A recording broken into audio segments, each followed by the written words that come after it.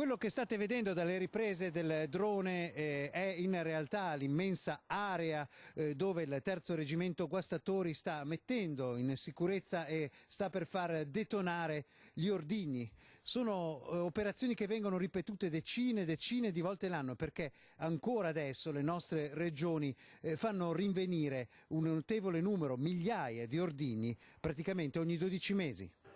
L'escavatore mostra quanto si è dovuto scavare per ottenere un fornello sufficiente ad evitare che le schegge andassero ovunque e come nonostante 4 metri di profondità l'esplosione sia stata così visibile, perché sia chiaro chi deteneva in casa questo materiale pensando di fare magari collezionismo quasi innocuo, in realtà avrebbe potuto radere al suolo la sua casa e quelle vicine. E solo l'attenzione professionale di operatori come quelli del terzo reggimento Guastatori può mettere in sicurezza una tale quantità di ordigni. Innanzitutto, perché si usa questo? L'esplosivo è una sostanza chimica che da solo non riesce a fare boom, ha bisogno di qualcosa che gli arriva dall'esterno.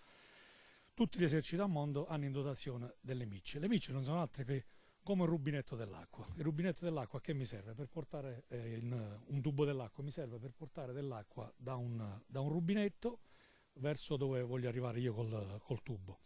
La miccia funziona alla stessa maniera, abbiamo due tipi di micce in dotazione all'esercito italiano, miccia a lenta combustione e miccia detonante. Questa nel nostro caso è una miccia detonante. Per intenderci, le decine di proiettili italiani e austriaci che un avventato signore teneva in casa a Crespano erano del tipo sparato da cannoni come questi, 75 similari, quelli che trovate di fronte a decine di monumenti ai caduti della Grande Guerra, come questo sull'Isola dei Morti, sul Piave. E a proposito dell'Isola dei Morti, non più tardi di una dozzina di giorni prima gli stessi operatori avevano fatto brillare un'enorme granata da 380, quei giganti da 750 kg con cui gli austriaci tentavano di bloccare il passaggio sui ponti di barche nell'offensiva di Vittorio Veneto.